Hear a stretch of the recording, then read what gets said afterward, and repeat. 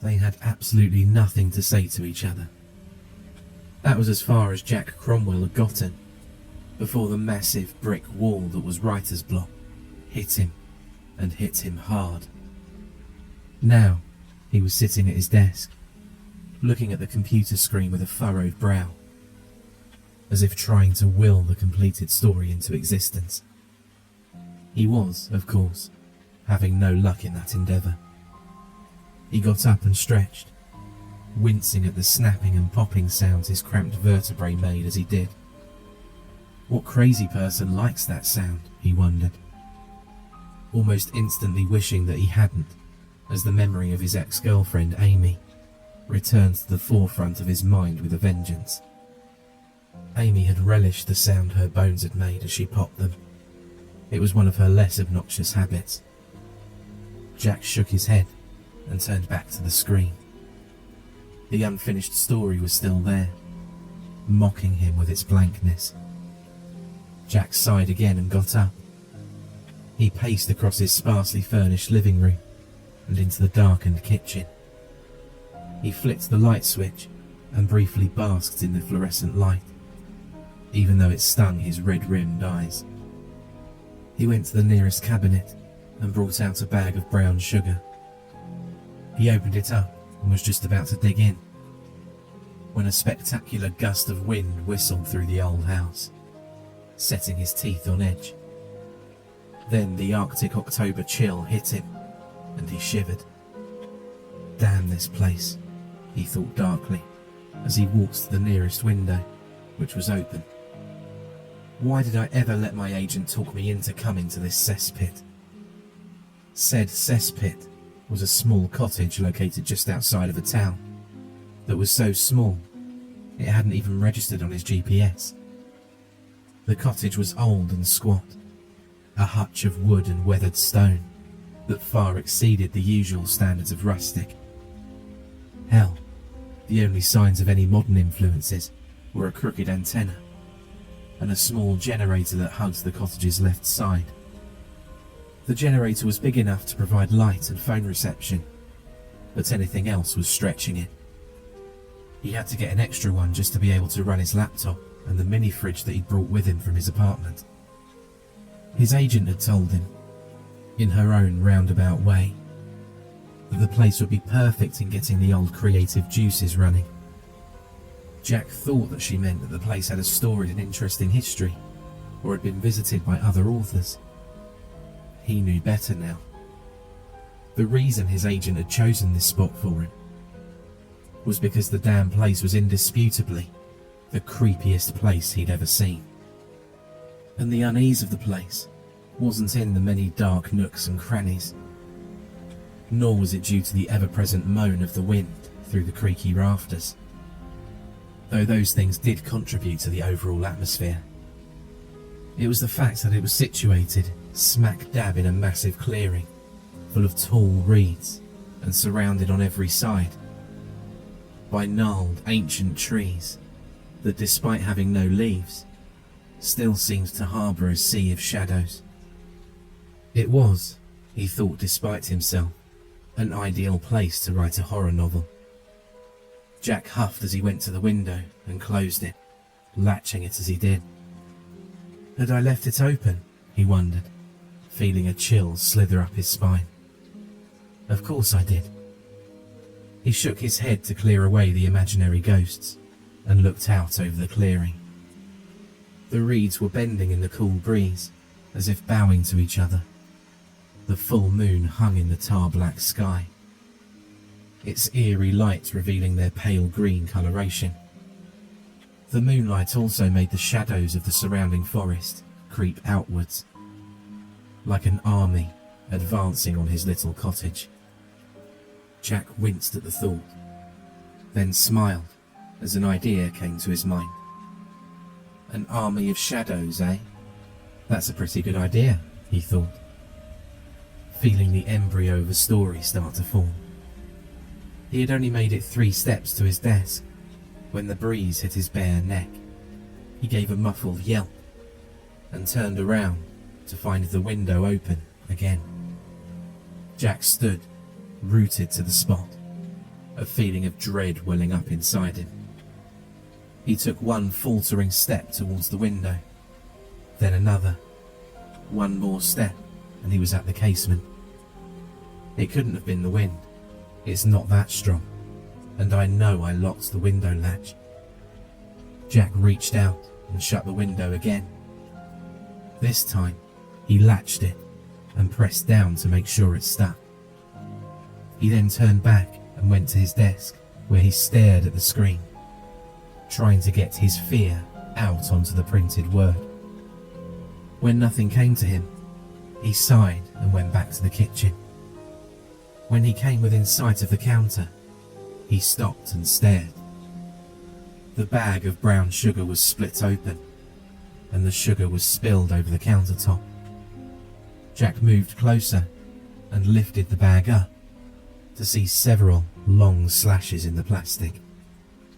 He looked down and saw several sets of small tracks in the sugar. So there's an animal in the house, he thought. Unable to repress a shudder at the thought of a raccoon or a rat in his cottage. He wasn't in any way an animal person. He hadn't been ever since he was 10, when he was attacked by a feral dog. I have to go call animal control, he thought. He turned and let out a stunned, "What?" The window was open again. "What the hell?" he said as he walked closer. He felt the hairs on the back of his neck rise. Fear has a way of heightening the senses. It's the reason why so many people get bad feelings before a disaster. Why many survivors of animal attacks can recall feeling predatory eyes watching them from the darkness, and how one can sense a presence with them where none can be seen. Now, fear had heightened Jack's senses to their peak. He could see the dust motes hanging in the air like snowflakes, suspended mid-fall. He could smell the old wood and the cracked vinyl of the couch that sat near his desk.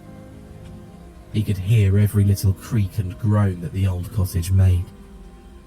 And he could taste the remnants of his breakfast, which clung to his teeth.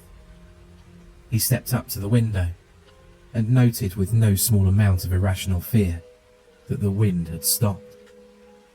He reached up and slowly closed the window again, wincing as his hypersensitive fingers scraped across the rough wood of the frame.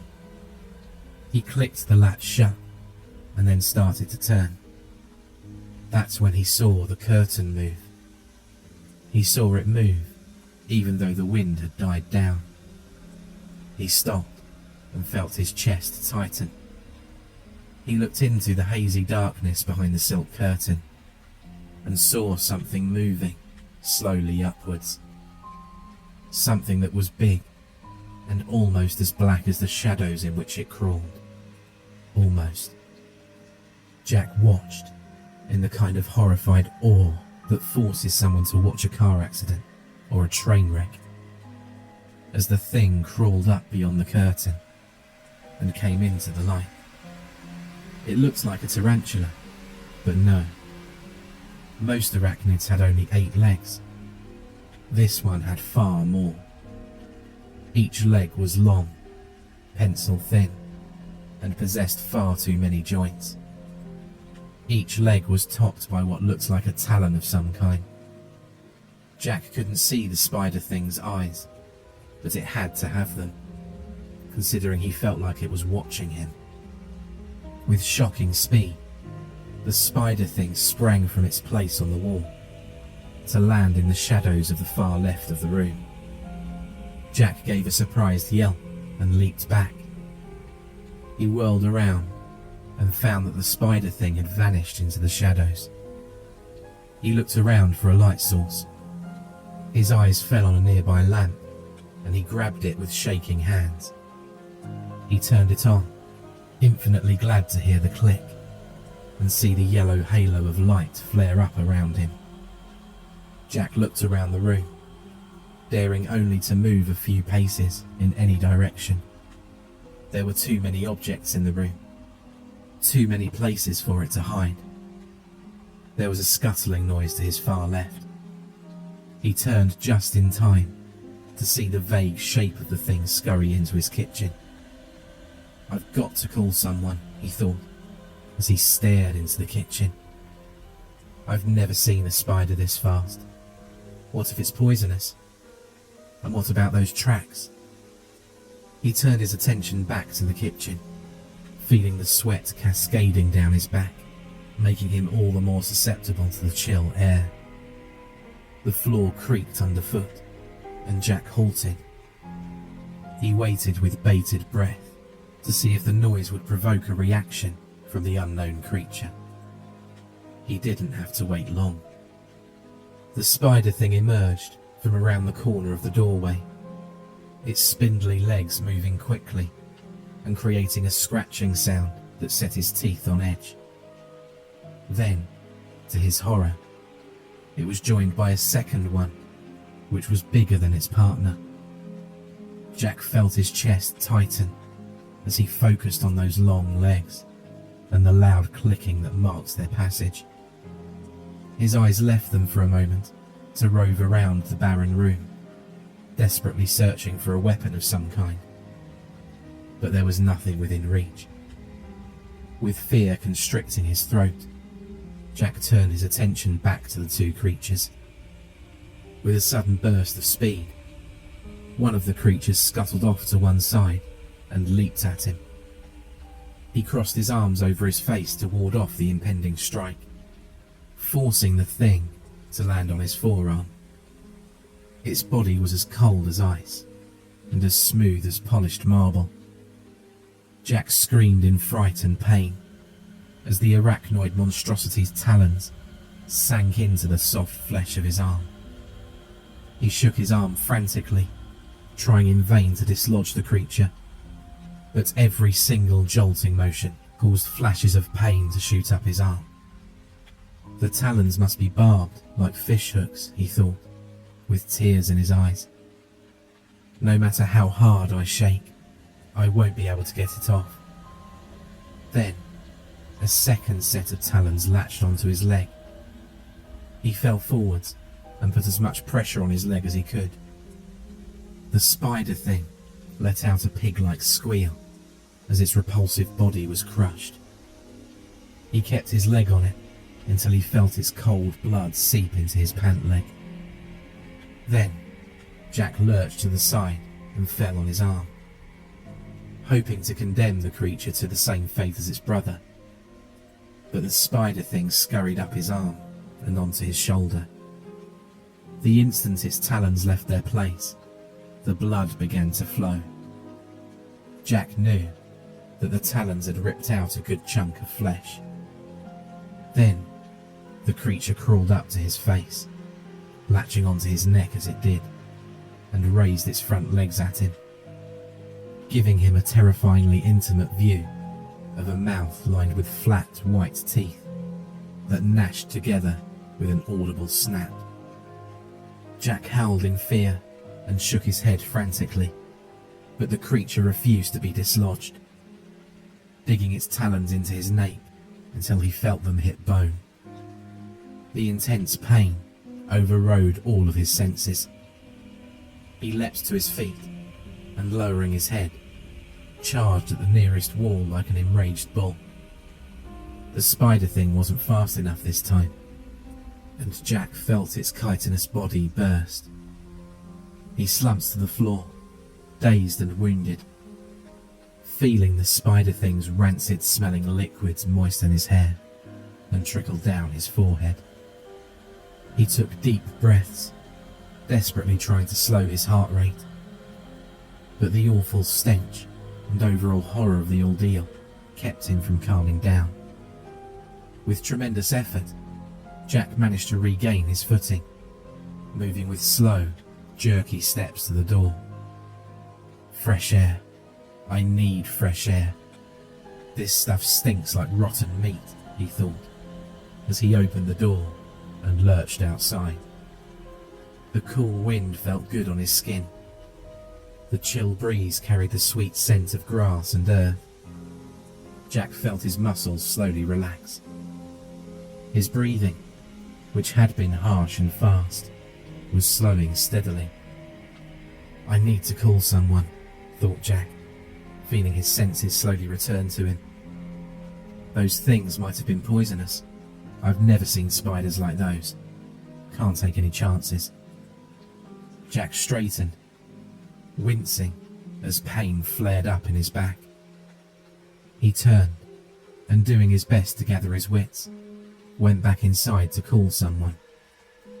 Outside, the stars shone like diamonds in a dark veil. The clearing surrounding the cottage was silent and still. Every animal, from the smallest field mouse to the largest snake, stayed in their homes on this night, as they had learned to do over the centuries, learned through death and blood and the loss of their offspring. The shadows were alive tonight. They were infested by a legion of crawling arachnid things that had crept up from the deep, dark places where they nested, hungry and cunning. As Jack searched for his phone, the reeds began to shake and bend as dark shapes pushed them aside. The wind began to pick up again, its low moan disguising the soft sounds of the approaching swarm.